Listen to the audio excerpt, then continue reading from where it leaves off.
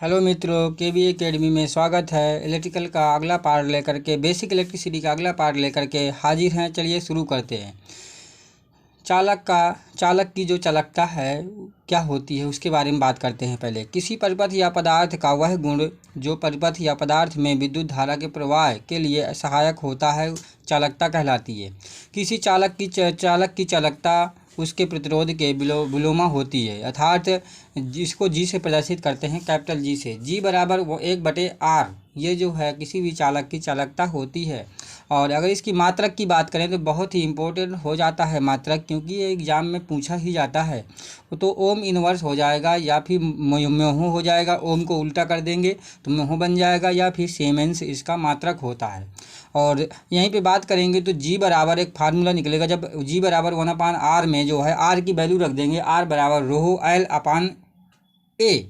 यहाँ पर जो है चालक के क्रॉस सेक्शनल जो है अनुप्रस्थ काट का क्षेत्रफल होता है, तो जो है ए ऊपर पहुंच जाएगा। और तो यहाँ से फार्मूला बन जाएगा जी बराबर जो है ए अपान रोहो एल। और रोहो एल की जगह रोहो को जो है 1/रोहो को जो है हम सिग्मा भी लिख सकते हैं। तो सिग्मा चालकता जो चालक की क्या विशिष्ट चालकता कहलाती है।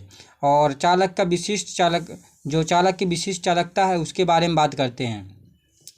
तो जो किसी पदार्थ का विशिष्ट चालकत्व उस पदार्थ के विशिष्ट प्रतिरोध के विलोमानुपाती होती है, यानी कि इसको सिग्मा से प्रदर्शित किया, सिग्मा बराबर 1/रोहो। तो रोहो की जब वैल्यू रखेंगे तो जी गुणे एल अपान ए आ जाएगा। यहाँ पर जो चालक की लंबाई एल है वो 1 मीटर हो, अनुप्रस्थ काट का अगर क्षेत्रफल ए बराबर जो है 1 मीटर वर्ग मीटर हो, और विशिष्ट चालकता तब कितनी होगी तो वो जो है सिग्मा बराबर जी के यानी कि जो है चालक की चालकता के बराबर हो जाएगी। और अर्थात परिभाषा अगर बनाई जाए तो यहाँ परिभाषा बनेगी किसी चालक का विशिष्ट चालकत्व इस पदार्थ के 1 मीटर लंबे तथा 1 वर्ग मीटर अनुप्रस्थ काट के क्षेत्रफल के चालक के चालकत्व के बराबर होता है, और इसे सिग्मा से व्यक्त करते हैं। आगे बात करेंगे इसका मात्रक, तो म्योहो प्रति मीटर हो जाएगा या सीमेंस प्रति मीटर हो जाएगा। ये जो है चालक का विशिष्ट चालकता या विशिष्ट चालकत्व की बात यहाँ पर हो रही है। चालकत्व कहिए या चालकता कहिए, एक ही बात होता है मित्रों। केबल में जो है केबल का जो विद्युत रोधन प्रतिरोध होता है, अब उसके बारे में बात करेंगे। यहाँ से भी बहुत इंपॉर्टेंट क्वेश्चंस पूछे जाते हैं।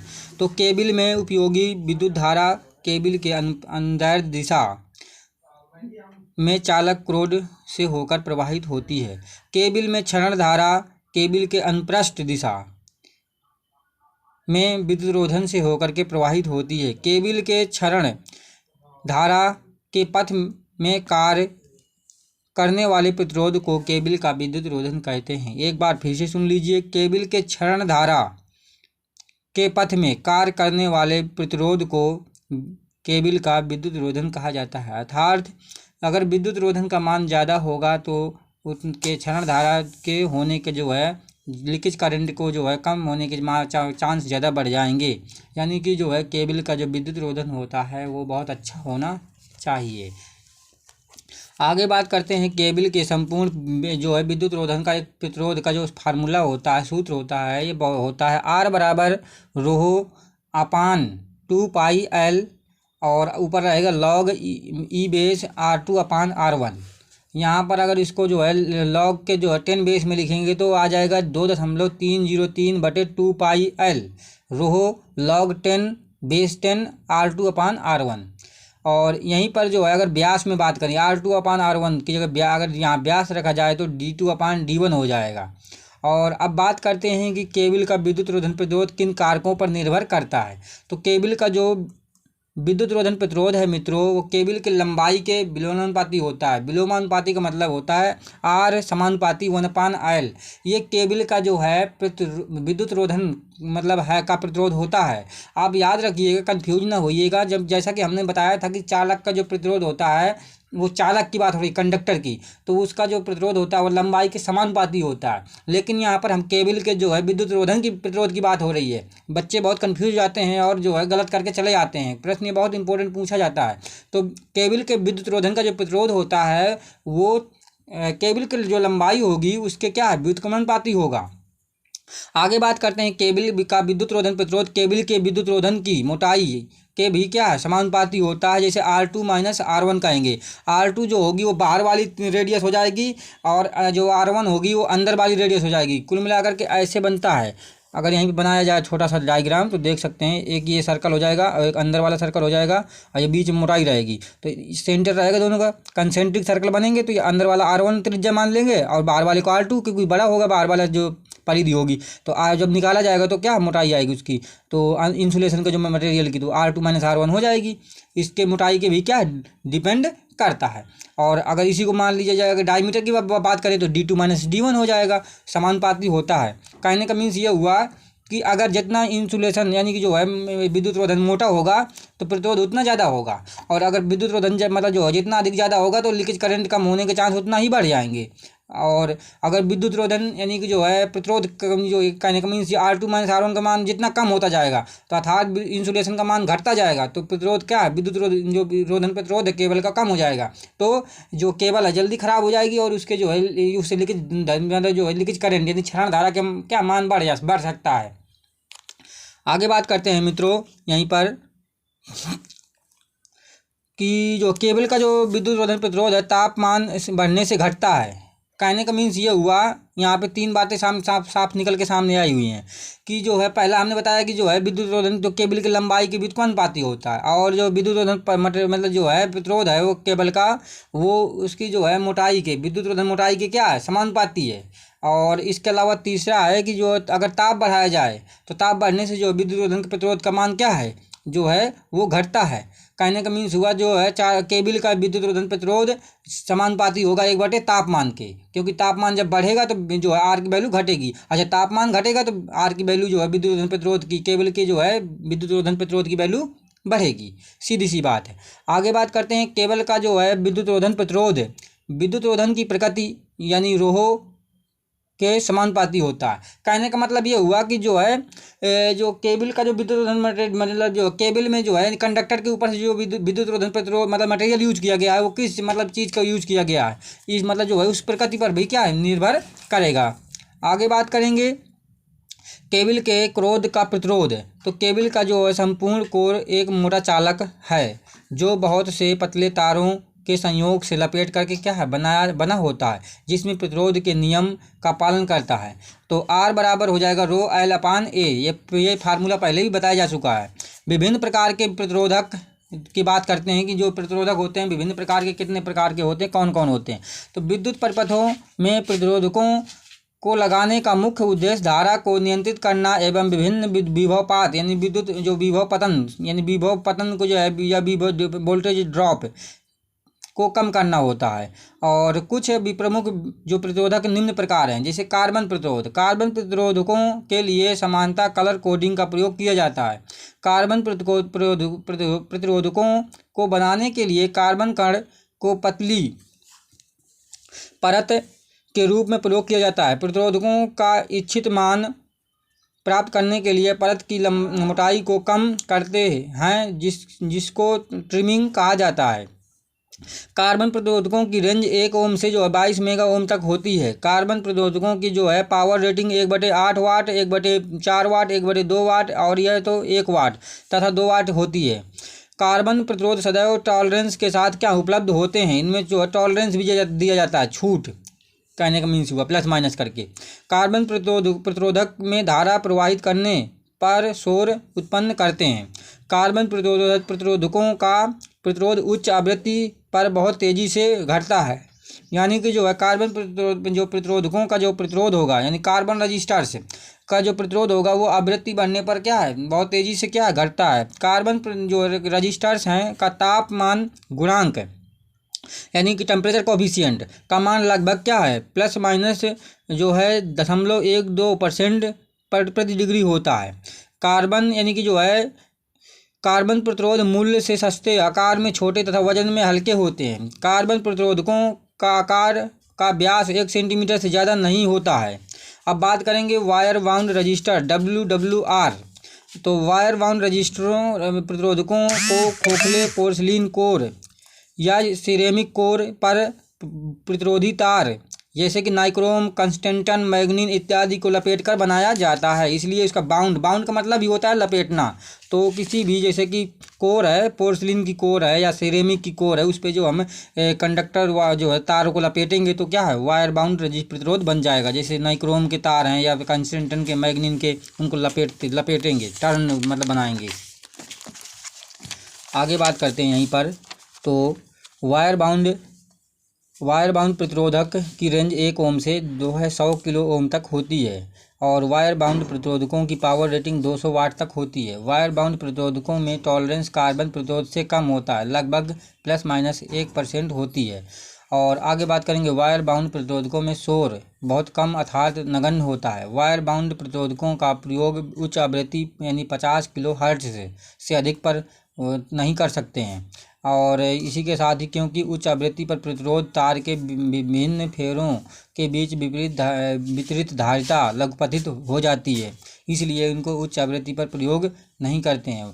वायर बाउंड प्रतिरोधकों का ताप गुणांक कार्बन प्रतिरोधकों से क्या होता है, कम होता है। और वायर बाउंड प्रतिरोधक का आकार में बहुत बड़े होते हैं, अर्थात इनका प्रयोग उन स्थानों पर नहीं किया जाता जहां स्थान सीमित हो। वायर बाउंड प्रतिरोध की कलर कोडिंग में प्रथम पट्टी अधिक चौड़ी होती है। रियोस्टेट एक वायर बाउंड प्रतिरोध होता है। एग्जाम्पल समझ लीजिए, जो रियोस्टेट है एक वायर बाउंड प्रतिरोधक होता है। अब बात करेंगे बैरिस्टर, ये तीसरा प्रकार का है। बैरिस्टर एक आरेखीय प्रतिरोध होता है जो ओम के नियम का पालन नहीं करता है। कहने का मतलब ये हुआ, जो ओम के नियम का पालन करते हैं उनका जो ग्राफ होगा, VI ग्राफ हो, सीधी स्ट्रेट लाइन जाता है। वहीं पे बात करेंगे जो ओम के नियम का पालन नहीं करते हैं तो उनका VI ग्राफ जो है टेढ़ा मेढ़ा जाता है। और जो ओम के नियम को पालन नहीं करते हैं उन्हें अनओमी चालक कहते हैं, और जो ओम के नियम का पालन करते हैं तो उन्हें जो है ओमी चालक कहा जाता है। आगे बात करते हैं, बैरिस्टर एक बोल्टता, देख सकते हैं ये यहाँ पर सिंबल दिखाया गया।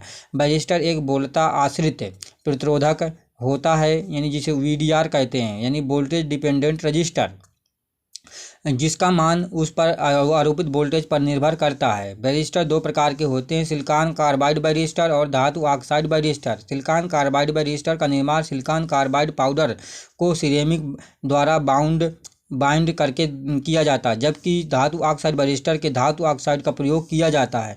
बैरिस्टर का प्रतिरोध वोल्टेज बढ़ने के साथ घटता है। बैरिस्टर में प्रवाहित होने वाली धारा को निम्न सूत्र द्वारा प्रदर्शित किया जाता है, I = K(V)N।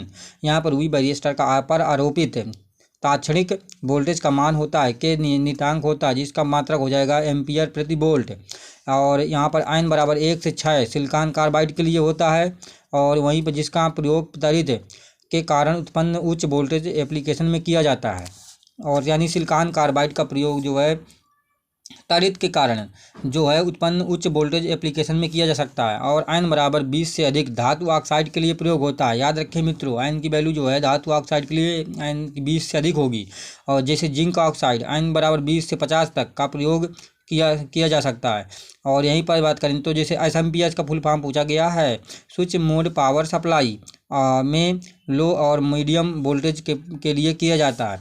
धातु ऑक्साइड बैरिस्टर में N का मान अधिक होता है, तो जिससे यह अधिक आरेखीय होता है, अर्थात इसमें वोल्टेज का मान में सूक्ष्म परिवर्तन से धारा के मान में अत्यधिक परिवर्तन होता है। और आगे बात करेंगे यहीं पर, तो बैरिस्टर का प्रयोग जिस उपकरण में के अनुरक्षण यानी प्रोटेक्शन में किया जाता है उसके समांतर में संयोजित किया जाता है, उसके समांतर में जोड़ा जाता है। कहने का मीन्स ये हुआ, यानी कि बैरिस्टर का जो प्रयोग जिस उपकरण की सुरक्षा के लिए करना है तो उसके समांतर में इसको लगाया जाएगा हमेशा। बैरिस्टर का प्रयोग उच्च वोल्टता अनुरक्षण में किया जाता है, और इसका प्रयोग उच्च वोल्टता अनुरक्षण में करते हैं। बैरिस्टर का प्रयोग सर्ज को खत्म करने के लिए भी किया जाता है। बैरिस्टर का प्रयोग पावर सप्लाई सुरक्षा, थाइरिस्टर सुरक्षा, डायोड सुरक्षा एवं संधारित्र इत्यादि की सुरक्षा में भी किया जाता है। इंपॉर्टेंट क्वेश्चन है, तीनों पॉइंट जो है इंपॉर्टेंट हैं, इनको समझ लीजिए मित्रों। आगे चलते हैं। थर्मिस्टर क्या, चौथा प्रकार का ये रजिस्टर होता है। थर्मिस्टर थर्मल प्रतिरोध ऐसे प्रतिरोध होते हैं जिनका प्रतिरोध ताप पर निर्भर करता है। थर्मिस्टर का मतलब थर्मल से बना हुआ, ये थर्मल का मतलब तापमान, एक तरह से ऊष्मा। और थर्मिस्टर धातु ऑक्साइड के मिक्सर जैसे निकिल, कोबाल्ट, लोहा, कॉपर इत्यादि से बने होते हैं। थर्मिस्टर का प्रतिरोध रेंज 0.5 ओम से 75 मेगा ओम तक होता है। थर्मिस्टर एक अरेखीय युक्ति है, ये भी ओम के नियम का पालन नहीं करती। देख लीजिए ग्राफ कैसे टेढ़ा मेढ़ा जा रहा है इसका। ताप और इसी के साथ थर्मिस्टर का प्रतिरोध ताप गुणांक उच्च निगेटिव होता है, यानी निगेटिव ताप का गुणांक होता है इसका और बहुत हाई होता है। थर्मिस्टर का प्रयोग इलेक्ट्रॉनिक युक्तियों पर ताप का प्रभाव समाप्त करने के लिए किया जाता है, यानी जो इलेक्ट्रॉनिक डिवाइस युक्तियाँ हैं हमारी, SCR, डायोड है ना, ट्रांजिस्टर इत्यादि, इनमें सब में तो ये जो थर्मिस्टर का प्रयोग कम कर सकते हैं सिलिकॉन और जिससे कि ताप के प्रभाव को कम किया जा सके। इसके अतिरिक्त इनका प्रयोग ताप, द्रव स्तर, गैस प्रवाह इत्यादि मापन एवं कंट्रोल हेतु भी किया जाता है। और अब बात करेंगे चौथा है, पांचवा जो यहाँ पर क्या है, इसमें अब एक बात कर लेते हैं एक्स्ट्रा हॉट रेजिस्टेंस क्या होता है। किसी डिवाइस का वर्किंग कंडीशन में रेजिस्टेंस हॉट रेजिस्टेंस कहलाता है, जबकि रूम टेम्परेचर पर जो है डिवाइस का रेजिस्टेंस जो है कोल्ड रेजिस्टेंस कहलाता है। बहुत इंपॉर्टेंट प्रश्न है मित्रों ये कि हॉट रेजिस्टेंस क्या है। तो किसी जो डिवाइस उपकरण है उसका जो वर्किंग कंडीशन में जो रेजिस्टेंस होता है उसे हॉट रेजिस्टेंस कहते हैं, और रूम टेम्परेचर पर जो उसका डिवाइस का जो रेजिस्टेंस होगा, प्रतिरोध होगा, उसे कोल्ड रेजिस्टेंस कहा जाएगा, यानी ठीक है।